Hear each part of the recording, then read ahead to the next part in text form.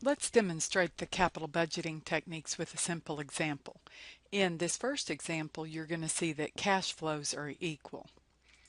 So when we read through the problem, you see that the Wick Corporation is considering purchasing a new machine with the following characteristics. Cost $24,000, useful life 5 years, salvage value $2,000. The annual operating savings is expected to be $8,000 per year for the next 5 years. Wick Corporation uses straight-line depreciation for tax purposes. And we're going to calculate our 4 techniques: the payback period, simple rate of return, net present value, and profitability index. Now, when you're considering purchasing productive equipment, you want to go in and analyze when these cash flows are going to occur and whether or not they're an inflow or an outflow. So the first one, the cost of the asset, is an outflow, and you see that I have year 0 next to it.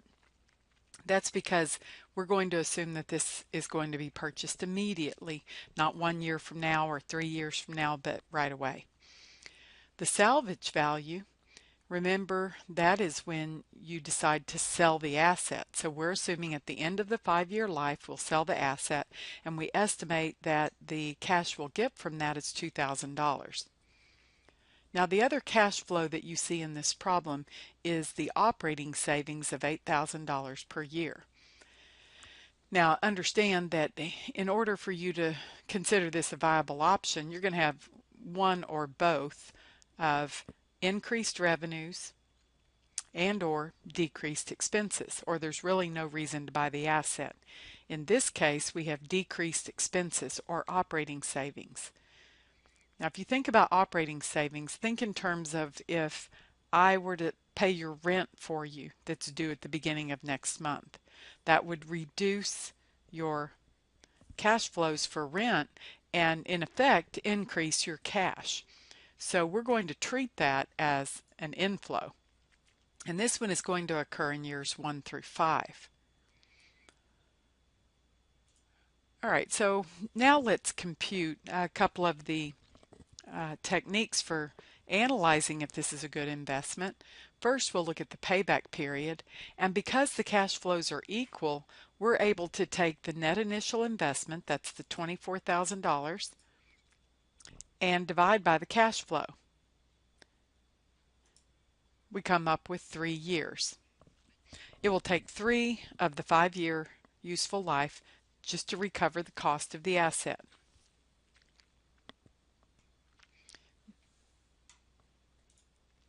Next, we'll look at simple rate of return. Remember, this is the one of the 4 techniques that uses accounting information, and so we're going to have to figure out what income is going to be in each of the 5 years.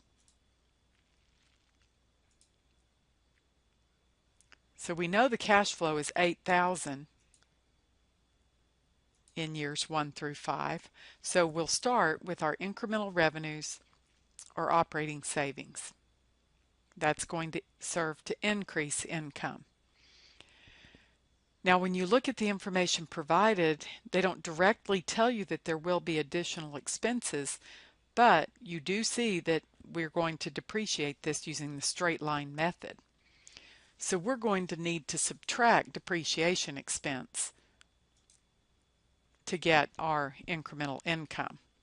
Here we would subtract any additional expenses, but the only one we have in this example is depreciation.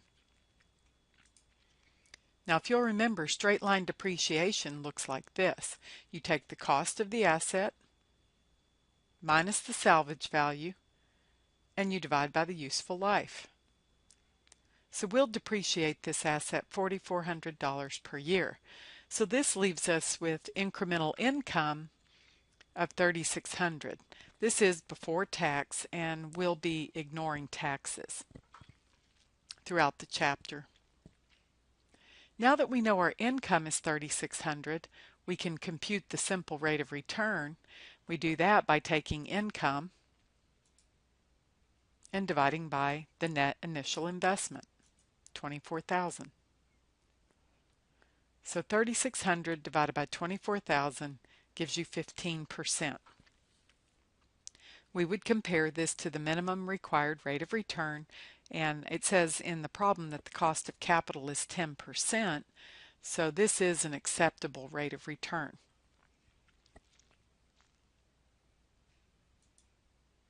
All right, net present value. In this technique, we're going to take the present value of all of the inflows and subtract the present value of all of the outflows to get net present value. So I'll set up a table, and typically you're going to want your table to have a column for year. You might have a description, the cash flow, the present value interest factor, and the present value. Since their cost of capital is 10%, I remind myself that that's the column I'm going to look at in my present value tables.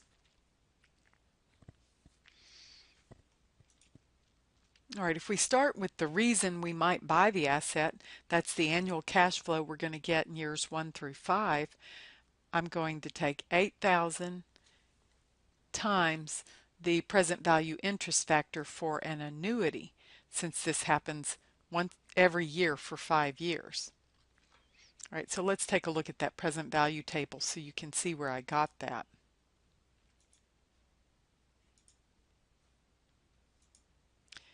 You can see if you go down the 10% column and across the 5-year row, you see 3.791.